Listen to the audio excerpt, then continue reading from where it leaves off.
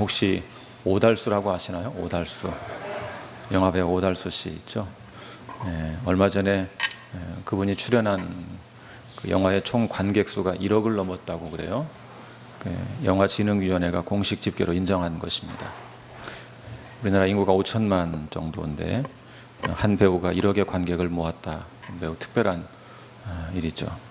그런데 이분은 주로 주연이 아니라 조연을 맡아서 연기를 했죠. 사람들은 대체로 주연 배우만 주목합니다. 그런데 이분의 경우는 조연임에도 불구하고 탁월한 연기로 사람들의 주목을 받기 시작했습니다.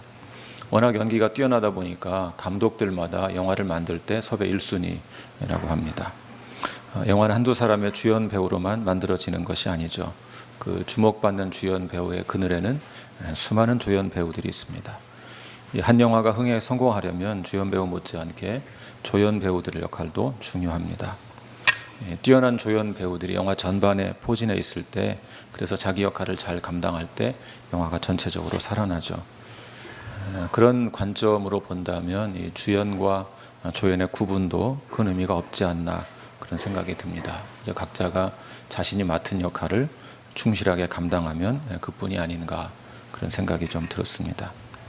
근데 성경도 그와 비슷한 측면이 있습니다. 신구약 성경에는 인간 역사 가운데 하나님의 나라를 계승하는 위대한 서사가 기록되어 있습니다. 성경의 내용을 드라마에 비유한다면 그 드라마에는 주연 배우처럼 보이는 인물도 있고 또 조연 배우처럼 보이는 인물도 있습니다. 이 좋은 영화가 만들어지려면 다양한 역할을 감당하는 여러 배우가 필요한 것처럼 이 하나님의 나라 역사에서도 다양한 역할을 감당하는 많은 사람들이 필요합니다. 열왕기상 18장의 주인공은 단연 엘리야입니다. 엘리야의 상대역은 아합이죠. 일종의 엘리야가 선한 역할의 주인공이라면 아합은 악한 역할의 주연급 배우라고 볼 수 있습니다. 그런데 제가 오늘 살펴보고자 하는 인물은 그 두 사람이 아니고 오바댜라는 사람입니다. 우선 혼동을 방지하기 위해 말씀을 드리면, 여기 나오는 오바댜는 우리가 알고 있는 소선지서 기록한 오바댜와는 다른 인물입니다. 여기 나오는 오바댜는 분명히 주연 배우 역할은 아닙니다. 그는 이 아합과 엘리야의 대결 구도에서 단지 조연 역할을 할 뿐입니다. 그럼에도 불구하고 우리는 오바댜에 주목할 필요가 있습니다. 그 이유는 이 오바댜의 모습에서 오늘 우리에게 주는 중요한 메시지를 발견할 수 있기 때문입니다. 또 하나님의 나라라는 관점으로 보아도 이 사람의 모습이, 이 사람의 삶이 시사하는 매우 중요한 교훈이 있기 때문입니다. 오늘 본문을 제대로 이해하려면 먼저 당시 이스라엘의 정세를 좀 생각해 볼 필요가 있습니다. 잘 아시는 것처럼 솔로몬이 죽은 다음에 이스라엘이 둘로 나누어졌습니다. 북이스라엘, 남유다, 이렇게 나누어졌죠. 그 두 나라 가운데 상대적으로 비교하자면 북이스라엘이 좀 더 빠르게 세속화의 길을 걸었습니다. 북이스라엘은 하나님과 맺은 언약을 쉽게 저버렸습니다. 그런데 그런 북이스라엘의 세속화를 대표하는 인물이 바로 여기 나오는 아합입니다. 아합은 온갖 악행을 저질렀죠. 그런 아합의 악행의 배경에는 이방인이었던 그의 아내 이세벨이 있었습니다. 아합은 시돈의 공주 이세벨과 정략 결혼을 했습니다. 이세벨은 이스라엘에 본격적으로 바알 숭배를 도입했습니다. 이세벨은 아합과 결혼한 후 사마리아에 바알 신전을 건축하고 그 안에 바알을 위한 제단과 아세라 상을 만들어 세웠습니다. 성경은 아합을 가리켜서 그 이전 이스라엘의 모든 왕보다 심히 이스라엘 하나님 여호와를 노하시게 했다, 그렇게 기록하고 있습니다. 한편 열왕기상 18장에 나오는 엘리야는 그런 아합 정권의 반발에서 아합과 정면으로 맞서 싸웠던 선지자입니다. 아합 이세벨의 영향으로 바알 숭배에 빠지면서 하나님은 비를 내리지 않는 가뭄으로 아합 정권을 심판하셨습니다. 그런데 비가 오지 않을 것이다 하고 선포한 사람이 바로 엘리야였습니다. 따라서 아합의 입장에서는 엘리야가 철천지 원수와 같겠죠. 물론 거꾸로 엘리야 입장에서는 아합이 이스라엘을 망하게 하는 원수라고 생각했겠죠. 아무튼 엘리야가 예언한 대로 이스라엘은 수년 동안 비가 내리지 않았습니다. 여러분 잘 아시는 것처럼 팔레스타인 땅은 큰 강도 없습니다. 요단강은 아주 작은 강이고 이집트의 나일강 같은 그런 큰 강이 없습니다. 그러니까 비가 오지 않으면 그곳은 사람이 살 수 없는 곳이 되어버립니다. 자, 그런데 그렇게 수년 동안 비가 내리지 않았으니까 얼마나 고통스러운 시간을 보냈겠습니까? 그러다가 드디어 하나님이 엘리야에게 이제 비를 주시겠다 말씀하셨습니다. 자, 비를 주시겠다는 하나님의 음성을 듣고 이제 엘리야가 아합을 만나러 갑니다. 오늘 우리가 살펴보고자 하는 오바댜라는 인물은 그 과정에서 등장하고 있습니다. 우리 본문 3절을 한번 같이 읽어보겠습니다. 본문 3절.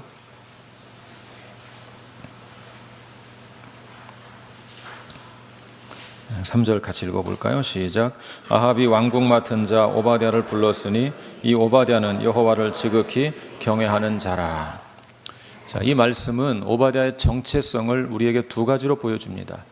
우선 오바댜의 직업은 왕궁 맡은 자입니다. 그런데 그는 여호와를 지극히 경외하는 자라고 했습니다. 지금 생각하면 왕궁 맡은 자가 여호와를 경외하는 것이 무슨 문제가 되는가 그런 생각이 들죠. 그렇지만 당시 아합은 하나님을 버리고 바알을 섬기고 있었습니다. 따라서 그런 아합 왕 밑에 있으면서 여호와를 경외한다, 이것은 매우 특별하고 심히 어려운 일입니다. 오바댜는 아합 왕 아래서 왕궁을 맡은 관리로 일하고 있었습니다. 이 직책이 정확히 어떤 역할인지는 논란이 있습니다. 우선 이 직책의 명칭 자체는 나중에 왕 다음으로 높은 자리를 가리키는 명칭이 되었습니다. 이제 그런 것을 근거로 오바댜가 아합 왕 다음으로 가장 높은 직책을 수행했을 것이다, 그렇게 추측하는 분도 있습니다. 그렇지만 아합 왕 당시에는 이 직책이 단순히 그냥 왕궁과 그 재산을 관리하는 역할 정도라고 보는 사람도 있습니다.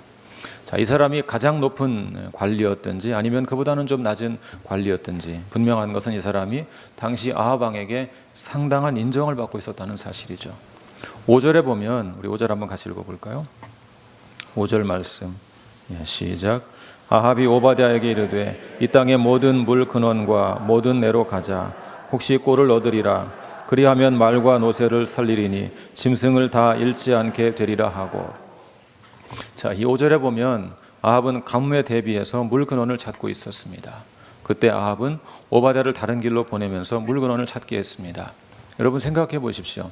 아합에게는 많은 신하가 있었을 것입니다. 그런데 물 근원을 찾아다니면서 이 사람 오바댜와 동행한 것이나 또 이 사람을 다른 길로 가서 물 근원을 찾게 한 것을 볼 때 이 사람은 기본적으로 왕에게 꽤 신임을 받던 관리였던 것으로 보입니다. 한편 오바댜는 여호와를 지극히 경외하는 자이기도 했습니다. 본문 4절 말씀은 이 사람이 얼마나 하나님을 경외하는 사람이었는가를 잘 보여줍니다. 우리 4절을 같이 한번 읽어보겠습니다. 4절 말씀 시작. 이세벨이 여호와의 선지자들을 멸할 때 오바댜가 선지자 100명을 가지고 50명씩 굴에 숨기고 떡과 물을 먹였더라. 아합의 아내 이세벨은 야훼 신앙을 반대하고 바알 신앙을 온 이스라엘에 퍼뜨렸습니다. 그녀는 야훼 신앙을 멸절하기 위해 선지자들을 죽였습니다. 바로 그때 이 오바댜라는 사람이 100명의 선지자들을 숨겨주었습니다. 50명씩 선지자들을 두 굴에 숨기고 몰래 떡과 물을 먹여서 그들을 살렸습니다. 여러분 생각해 보십시오. 이 사람은 지금 아합의 신하입니다. 아합이 선지자들을 죽이는 일을 앞장서서 하고 있습니다. 그런데 아합의 신하로 일하면서 아합의 일을 반대하고 있습니다. 굉장히 위험한 일이죠. 만약 발각된다면 그는 관직을 박탈당하는 것은 물론이고 어쩌면 목숨을 잃을지도 모릅니다. 그럼에도 불구하고 오바댜는 은밀하게 선지자 100명을 숨겨줍니다. 게다가 지금 이스라엘은 심각한 가뭄으로 왕까지 나서서 물의 근원을 찾아다니는 상황입니다. 그런 상황에서 100명이나 되는 사람들에게 음식과 물을 제공한다는 것은 결코 쉬운 일이 아니죠. 그런데 오바댜는 묵묵히 그 일을 감당합니다. 성경은 그런 오바댜의 모습을 여호와를 지극히 경외하는 자라고 표현합니다. 사랑하는 여러분, 지금 오바댜는 대단히 위험한 포지션을 취하고 있습니다. 그는 여전히 아합의 녹을 먹고 있는 아합의 신하입니다. 그러나 그의 중심은 하나님께 향해 있습니다. 직업적인 면에서 그의 주인은 분명히 아합입니다. 그러나 그의 중심에 존재하는 진짜 주인은 하나님이십니다. 그는 지금 두 세계에 살고 있습니다. 어쩌면 자주 갈등하고 고민했을지 모릅니다. 차라리 아합의 신하 노릇을 그만두는 것이 좋지 않을까 그런 생각을 했을 수도 있습니다. 그렇지만 그는 자신의 자리에서 할 수 있는 일이 있다고 생각하고 묵묵히 그 일을 감당합니다. 나치 독일에서 공장을 운영하며 그 공장에 유대인들을 고용해서 그들의 생명을 구했던 쉰들러를 연상시킵니다. 어쨌든 오바댜는 그렇게 자신의 직책을 활용해서 죽음의 위협에 처한 선지자들을 100명이나 구했습니다. 비록 엘리야처럼 완전히 아합을 대적하며 살지는 못했지만 그도 역시 자신의 위치에서 여호와 하나님을 섬기는 삶을 살았습니다. 이 사람의 역할은 그것으로 끝나지 않았습니다. 이 사람이 물의 근원을 찾아 홀로 길을 가다가 엘리야를 만납니다. 아합은 이미 엘리야를 죽이기 위해서 온 나라에 지명수배령을 내린 상태입니다. 그런데 바로 그 엘리야가 지금 오바댜 앞에 나타난 것입니다. 엘리야가 오바댜에게 말합니다. 아합에게 가서 엘리야가 여기 있다고 말해라.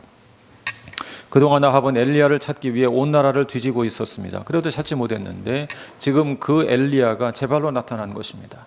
오바댜가 이렇게 말하죠. 만약 내가 아합에게 당신을 보았다고 말했는데 당신이 어디론가 또 사라져버리면 나는 거짓말한 것으로 아합에게 죽임을 당할 것입니다. 그러자 엘리야가 말합니다. 내가 섬기는 만군의 여호와께서 살아계심을 두고 맹세한다. 내가 오늘 아합에게 보일 것이다. 이제 오바댜는 아합에게 가서 그 사실을 전합니다. 아합이 엘리야를 만나러 가서 드디어 엘리야를 만납니다. 아합이 엘리야를 보자마자 뭐라고 말합니까? 이스라엘을 괴롭게 하는 자여 너냐. 이스라엘을 괴롭게 하는 자여 너냐. 그 말은 지금 이스라엘 땅에 수년 동안 비가 오지 않는 것이 엘리야 때문이라고 생각하는 거죠. 그러자 엘리야가 이렇게 반박합니다. 우리 18절 같이 한번 읽어볼까요? 엘리야의 반박 같이 읽어보겠습니다. 시작. 그가 대답하되 내가 이스라엘을 괴롭게 한 것이 아니라 당신과 당신의 아버지의 집이 괴롭게 하였으니 이는 여호와의 명령을 버렸고 당신이 바알들을 따랐습니다. 자, 엘리야가 뭐라고 반박합니까? 내가 이스라엘을 괴롭게 하는 것이 아니고 당신이 이스라엘을 괴롭게 하고 있습니다. 여기서 괴롭게 한다 이 말이 원어의 본래 뜻에 비하면 좀 약하게 번역되었습니다. 이 본래 뜻은 이스라엘을 해롭게 하기 위해 초자연적 세력과 더불어 일하는 자, 그런 말입니다. 이스라엘을 해롭게 하기 위해 초자연적 세력과 더불어 일하는 자. 아합은 엘리야가 그런 역할을 하고 있다고 말했지만 사실 그런 역할을 하는 자는 엘리야가 아니고 아합이죠. 아합이야말로 악한 세력과 연대해서 이스라엘을 해롭게 하고 있는 존재입니다. 지금 이스라엘에 비가 오지 않는 이유도 아합의 바알 숭배 때문이죠. 여기서 우리는 왜 하나님께서 바알 숭배에 빠진 이스라엘에 비를 주시지 않는가 생각해 볼 필요가 있습니다. 이스라엘이 가나안 땅에 들어왔을 때 이스라엘 백성들은 한 가지 중요한 영적 도전에 직면했습니다. 가나안 사람들은 그때 이미 바알신을 섬기고 있었습니다. 그들은 바알을 농사와 풍요의 신이라고 생각했습니다. 그래서 우리에게 비를 주고 농작물이 자라게 해서 풍족하게 만들어주는 신이 바알신이라고 생각했습니다. 그래서 가나안 원주민들이 이스라엘 백성 이렇게 도전했습니다. 자, 너희가 그동안 섬겼던 신은 광야의 신, 전쟁의 신이다. 그런데 이제 가나안 땅에 정착했으니 그런 광야의 신, 전쟁의 신은 버리고 이제는 농사의 신, 풍요의 신인 바알을 섬기자. 그렇게 제안한 것입니다. 가나안의 원주민들은 농사와 풍요의 신인 바알이 비를 준다고 철석같이 믿고 있었습니다. 당시 바알 신을 숭배하는 사람들은 음란한 문화를 전파하고 있었습니다. 이 바알의 신전에서 지금으로 말하면 1부 예배를 드리고 2부 예배가 여자 사제와 남자 신도들이 집단 난교를 벌이는 것입니다. 그런데 어느 날부터 이스라엘 백성들이 여호와 하나님을 버리고 그 바알을 섬기기 시작했습니다. 급기야 아합 왕은 이세벨이라는 이방의 공주와 결혼하고 정책적으로 바알신 숭배를 장려하기 시작했습니다. 자, 그런 상황에서 하나님께서 비를 주지 않으신 것입니다. 사람들은 바알을 농사의 신이라고 생각했지만 이 땅에 비를 주시는 분은 바알이 아니고 여호와 하나님이라는 것을 만천하에 선포한 것이죠. 이런 사실로 미루어 볼 때 지금 이스라엘에 비가 오지 않는 이유는 바로 아합의 바알 숭배 때문입니다. 바알을 신으로 숭배하는 자들에게 누가 참 신인가를 보여주기 위해 하나님께서 그 땅에 비를 주시지 않고 가물게 하신 것입니다. 이제 엘리야는 여호와 하나님이 참 신이라는 사실을 입증하기 위해 저 유명한 갈멜산 전투를 제안하죠. 바알 선지자 450명, 아세라 선지자 400명, 모두 850명을 갈멜산으로 데려오게 합니다. 열왕기상 18장의 나머지 부분에는 드디어 갈멜산의 영적 전투가 벌어지고 엘리야가 승리하는 모습이 나옵니다. 그리고 그 후에야 비로소 비가 내리고 가뭄이 그친다 하는 내용이 이어지죠. 자, 이 모든 일을 중간에서 주선한 사람이 바로 오바댜입니다. 오바댜는 여호와를 지극히 경외하는 자였습니다. 그렇지만 그는 여전히 아합의 신하의 자리에 머물러 있습니다. 자신의 자리에 머물면서 그는 하나님의 사람들을 돕고 지원하는 역할을 감당했습니다. 어느 주석가가 그런 오바댜를 보고 이렇게 평가했습니다. 나쁜 자리에서 좋은 사람으로 살아간 자, 이렇게 말했습니다. 나쁜 자리에서 좋은 사람으로 살아간 자. 정말 딱 맞는 말이죠. 분명히 오바댜가 몸담고 있는 자리는 좋은 자리가 아닙니다. 이스라엘 역사에서 가장 악한 왕으로 평가받는 아합 왕 밑에서 신하로 일했습니다. 아마 그 당시 대부분의 신하들은 아합의 충견 노릇을 했을 것입니다. 자신들의 일신의 영달을 위해 아합과 이세벨이 시키는 대로 선지자들을 죽이는 데 앞장섰을 것입니다. 그렇지만 오바댜는 그렇게 하지 않았습니다. 비록 아합 왕의 신하로 있었지만 자신이 마음 깊이 주인으로 섬기는 하나님께 순종하는 삶을 살았습니다. 이세벨이 선지자들을 죽일 때 선지자들을 100명이나 숨겨준 것이죠. 또한 아합과 엘리야의 만남을 주선하는 등 지속적으로 여호와 하나님을 위해 일했습니다. 물론 우리가 가장 탁월한 모델로 본으로 삼아야 할 인물은 오바댜가 아니라 엘리야입니다. 엘리야는 목숨을 걸고 사악한 왕 아합에 맞섰습니다. 엘리야처럼 자신의 모든 유익을 다 버리고 삶의 모든 것을 다 포기하고 선지자가 되는 것은 참으로 귀한 일입니다. 그러나 모든 사람이 다 엘리야가 될 수는 없는 일입니다. 예수님의 12 제자들처럼 자기 직업을 다 버리고 주의 나라를 위해 헌신하는 것은 물론 귀한 일입니다. 그러나 모든 사람이 다 그렇게 직업을 버리고 전임 사역자가 되어야 하는 것은 아닐 것입니다.